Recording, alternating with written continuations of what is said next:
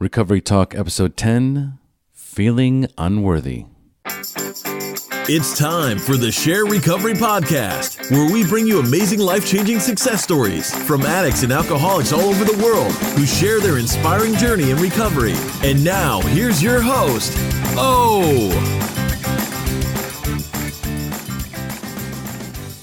Hey everybody, and welcome to another episode of Recovery Talk, brought to you by the Share Podcast. And today we're going to be discussing unworthiness. And this is a topic that plagues us all. I see it come up in the Facebook private accountability group all the time. And in many cases, it's always this epiphany that comes after the fact, where you realize that you're having feelings of being unworthy, of not deserving, of continuing to punish yourself for all of the wrongs that you have done in your past.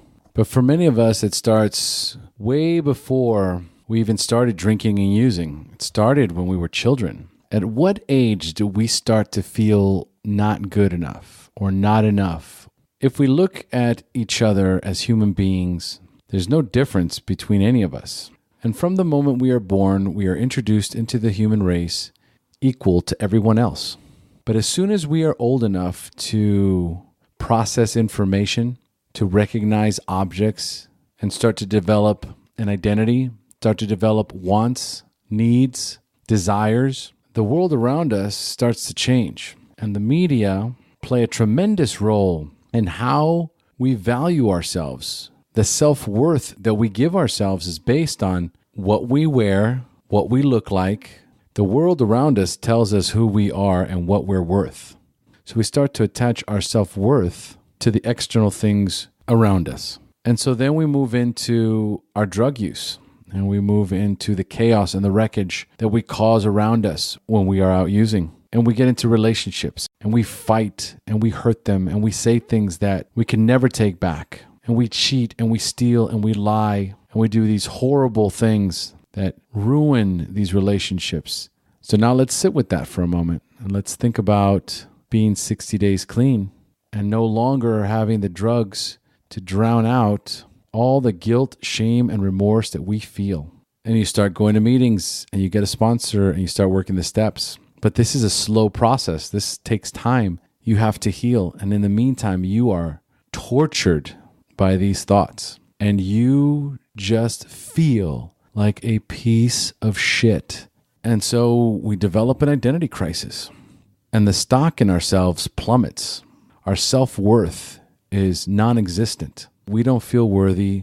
And so someone pays you a compliment, or somebody offers you a glass of iced tea, or someone offers to bake you a cake on your birthday. And you say, oh, no, thank you. No, thank you. And why do you do that? Why wouldn't anyone want to say yes to any of those items? It comes from a place of not being worthy, of not deserving something nice, of not deserving of someone else showing you kindness, showing you love. We're tainted. And the value we put on ourselves, we also put on the world. Or simply that we just don't deserve kindness because we never showed anyone kindness when we were out there finding ways and means to get more. There are friends of mine that I know that are amazing individuals that take care of their family, that are responsible, accountable members of society, and yet still have a tough time accepting a glass of iced tea from someone, accepting a compliment from someone. Oh, wow, you look so nice today. Oh, no, you're just saying that. Unable to accept and take kindness, and still have not reevaluated themselves and embraced the concept of self-worth. So first of all, ask yourself, does this happen to you? Is it difficult for you to accept a compliment? Is it difficult for you to accept kindness and love from others, from strangers? Is it difficult to see that you bring value into the world, that you contribute? Or do you feel as though everything that you do that is good today is penance for all the bad things you've done in the past? And if so, when does that bill become paid in full? How long are we going to hold this over ourselves? The simplest way to start your journey of self-worth is to forgive yourself that you've made mistakes, but you are no longer repeating the same behavior. So you've made amends. You've changed. So in many cases, we've done all these things and we just have not taken the time to give ourselves credit for it because we are not worthy. So now it's time to look at who we are today and what do we do in our lives? How do we contribute to society, to our family, to our friends, to the world around us?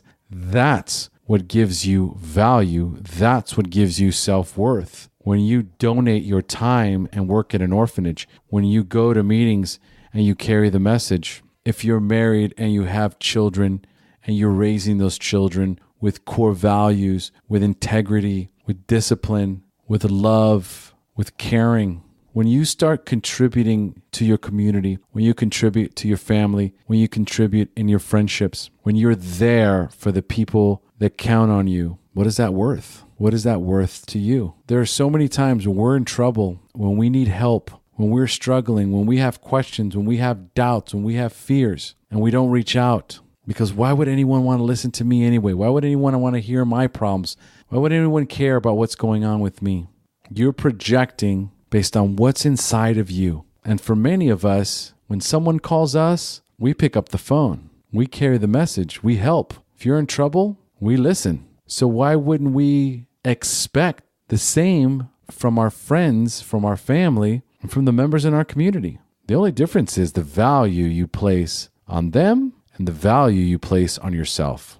The minute you stop doing drugs, the minute you stop lying, cheating, and stealing, the minute you make a commitment to be a better human being, to contribute to society, to help others, to be of service, to be loving, caring, nurturing, responsible human being, then now you're worth something. You have worth. Worth comes from the inside. It has nothing to do on the outside.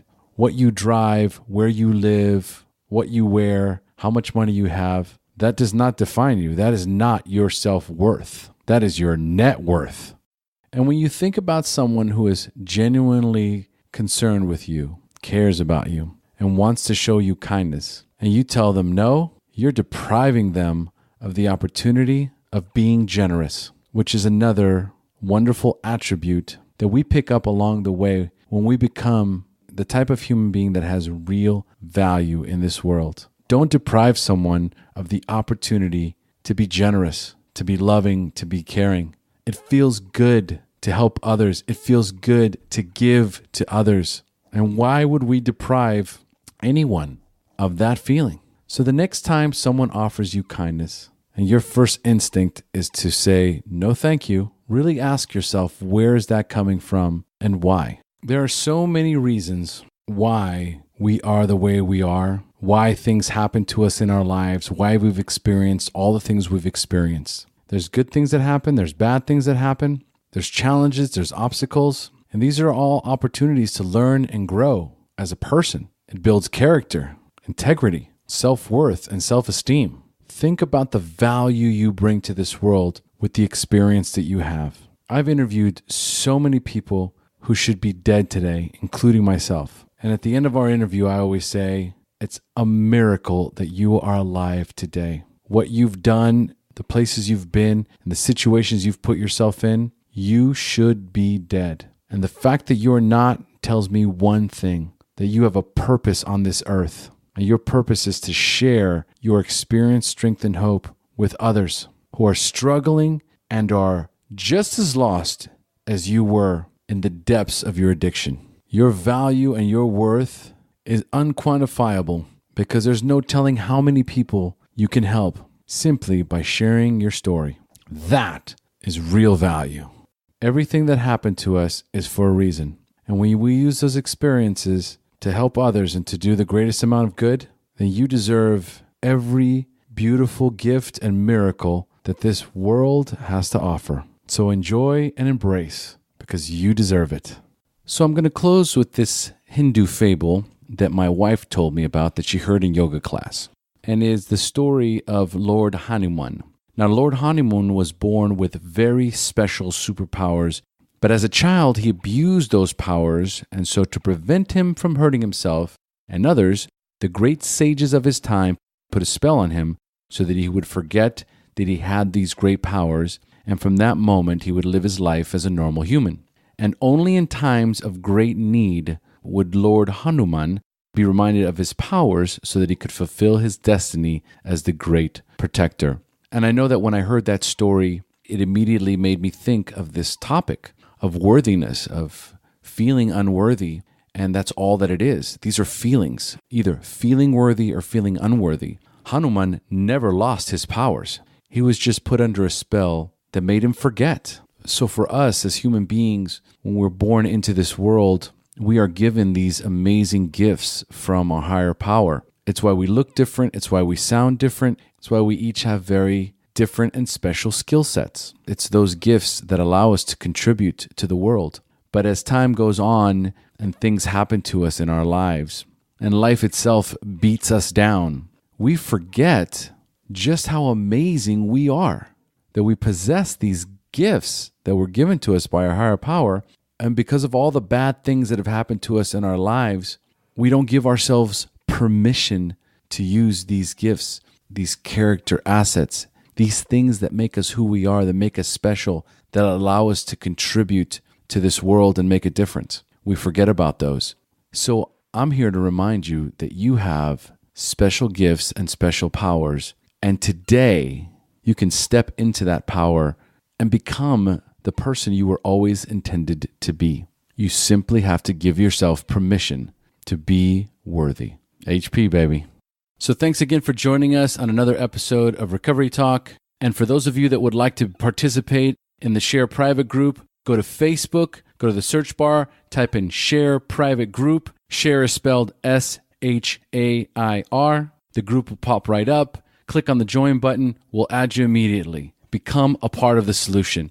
And if you're listening to this episode for the very first time and you haven't heard any of the Share podcast stories, if you're somebody who's struggling with addiction and need to find wholesome ways to pass the time, then do yourself a favor. Listen to an episode of the Share podcast. It's regular people, just like you and me, who share their story, the battle against drugs and alcohol, the wreckage it caused in their life, when they hit rock bottom, and then finally, their inspirational journey into recovery up until today.